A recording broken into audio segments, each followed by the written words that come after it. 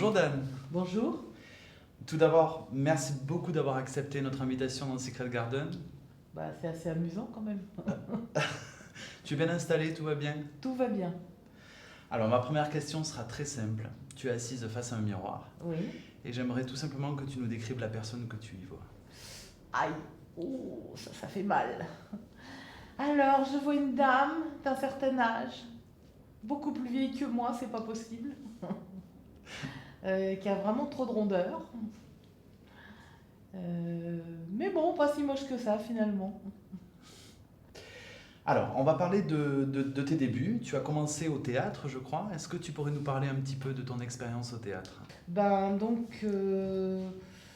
J'ai commencé par, bon, j'ai pris des cours de théâtre évidemment quand j'étais au lycée, quand j'étais en fac, et après j'ai un peu laissé tomber parce que je savais pas comment y aller. Et finalement j'ai fait une scène ouverte à Tarbes. Bon, vous étiez pas né, c'était en 1985. Ah, Et j'étais né, moi. et j'ai gagné. Et donc après, ça m'a donné la moelle d'aller faire des auditions à Paris. Et puis j'ai joué dans un tout petit truc qui s'appelait le Bateau Ivre à l'époque, je sais même pas si ça existe encore. Puis chez Georges, qui était un cabaret très connu à l'époque aussi. En 88, une scène ouverte, non, oui, une scène ouverte dans un festival qui existe toujours, qui s'appelle Performance d'acteurs. D'accord. Et là, le directeur du théâtre d'Edgar m'a repéré, et après j'ai commencé à jouer à Edgar, et après, j'ai eu des petits rôles dans des films, dans des téléfilms. Bon, après, la vie de comédienne a commencé, vraiment. Mais D'accord. j'étais donc plus si jeune que ça, vu que j'avais quand même 33 ans déjà. D'accord. Jusqu'au début des années 90, où tu connais un énorme succès avec ton rôle de Madame Bellefeuille dans Les Filles d'à côté. Mhm. Alors, comment tu as pu gérer cette nouvelle notoriété? Au début, c'était très surprenant. D'abord, je comprenais même pas pourquoi les gens me regardaient ou parlaient. Tu vois, au début, je croyais toujours que j'avais une tache ou que j'avais mon jean qui était ouvert ou je sais pas quoi. Et puis, après, j'essayais d'éviter un peu les endroits où il y avait trop de monde parce que c'était. En fait, c'est assez insupportable. Les gens ne se rendent pas compte, mais je me souviens d'avoir emmené ma fille qui était enfant, donc elle avait, je sais pas, une dizaine, 12 ans. Je l'ai emmenée visiter un truc. Et en fait, on n'a pas pu visiter parce que tous les gens se jetaient sur moi pour je signe des autographes. Et au bout d'une demi-heure, j'ai dit écoute, visite toute seule si tu veux, mais moi j'en ai marre, je m'en vais, quoi. D'accord. Et puis quand tu es au restaurant, en fait, les gens, tout le monde essaye d'écouter ce que tu dis. Donc, c'est pas plus intéressant que ce qu'ils disent eux-mêmes, hein. Mais donc tu es obligé. Donc je mangeais toujours face au mur pour pas que les. Enfin, c'était un peu casse-pied quand même. D'accord. Mais c'était un personnage qui était un peu ton quotidien. Enfin, pour le coup, j'imagine que les gens t'appelaient plus par... Ah oui, mais même maintenant encore, hein, Même les gens, encore, hein, ouais. je veux dire, quand quelqu'un connaît mon vrai nom, je suis toujours ravie et D'accord. surprise. Mais les gens, ils connaissent Madame Bellefeuille ou Georgette. Mais bon, en plus, c'était un personnage quand même assez. Enfin, près de moi dans le côté. Enfin, je me lance pas des fleurs, mais je suis comme ça, donc assez généreuse, prête à aider tout le monde. Mais j'espère assez loin de moi au niveau intellect, moins 25. Et comment... Alors, pour les personnes qui n'ont pas connu justement cette époque, pour moi, c'est toute ma génération. Est-ce que tu pourrais décrire pour ces personnes-là qui n'ont pas connu un petit peu le rôle de Madame Bellefeuille, le rôle que tu avais? S'ils n'ont pas connu, ils vont le matin très tôt sur TMC ou NT1 et ils voient. D'accord. Non, c'est une grosse imbécile, riche, qui drague un Thierry Redler. Enfin, il s'appelle Marc dans l'histoire, ça s'appelle Thierry Redler, qui est un écrivain qui drague toutes les filles, mais pas elle. Elle l'intéresse pas, mais elle est follement amoureuse de lui. D'accord. Bon, elle a un mari, mais on le voit qu'une fois, donc je me rappelle même plus c'était qui faisait mon mari. D'accord. Et sinon, elle est toujours amie avec le prof de gym qui est homo, genre grande folle. Gérard. Et elle passe son temps avec lui, quoi. Bon. D'accord. Par contre, tu as tourné énormément d'épisodes, je crois. Combien d'épisodes Je crois que j'en ai tourné 130. 130 épisodes, d'accord. En fait, au départ, on m'a demandé de venir une fois pour faire une panouille, comme on dit dans le métier, c'est-à-dire un tout petit rôle. Donc je suis venue une fois. Le lendemain, ils m'ont rappelé, ils m'ont demandé si je voulais revenir 2 fois la semaine d'après. Et comme justement, j'avais absolument besoin de 2 cachets dans les 15 jours pour avoir mes acédiques, j'ai dit oui. Bon, parce que ça me passionnait pas follement comme rôle au départ. Bien sûr, bien sûr. Et puis bon, après, j'ai plus de nouvelles pendant 1 mois et demi. Donc, tu vois, j'étais... Et puis ils m'ont rappelé, donc chez un comédien, un cachet, ça fait toujours plaisir.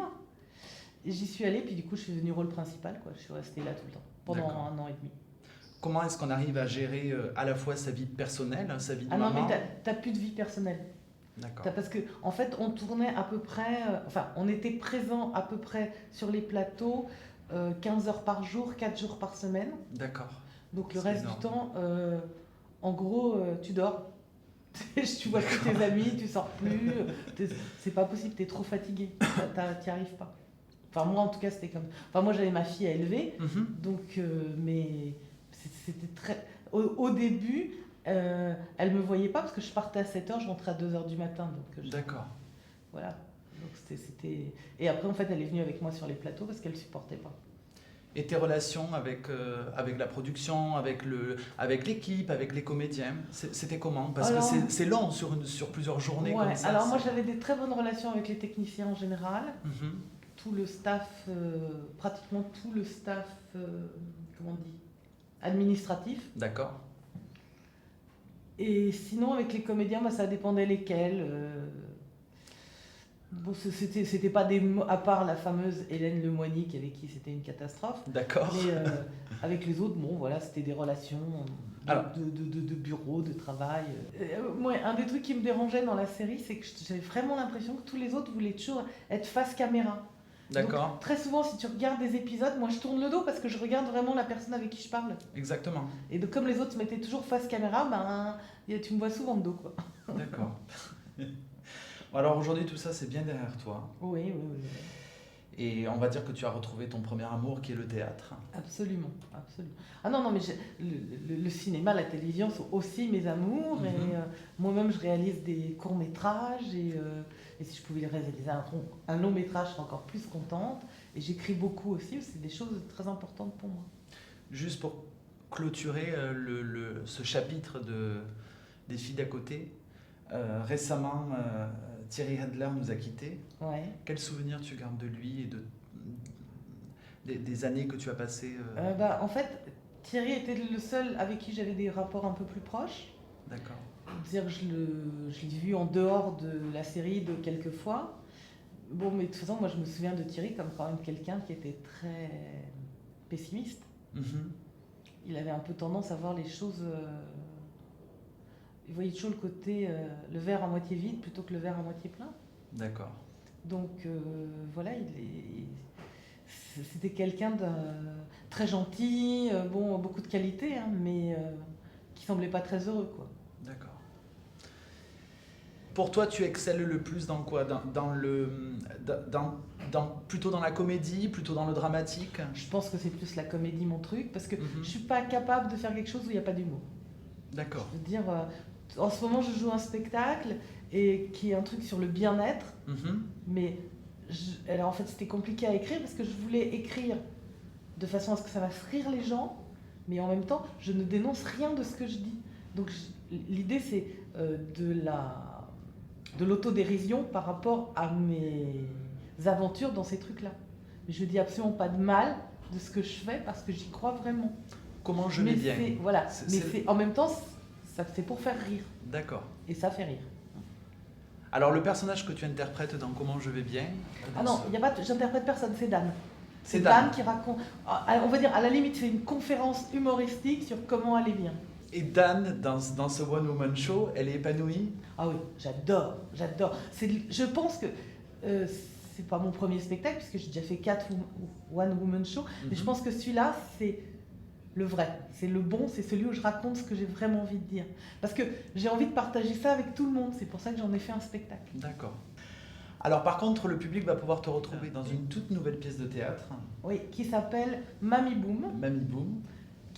Alors je vous raconte plutôt comment on a écrit ça.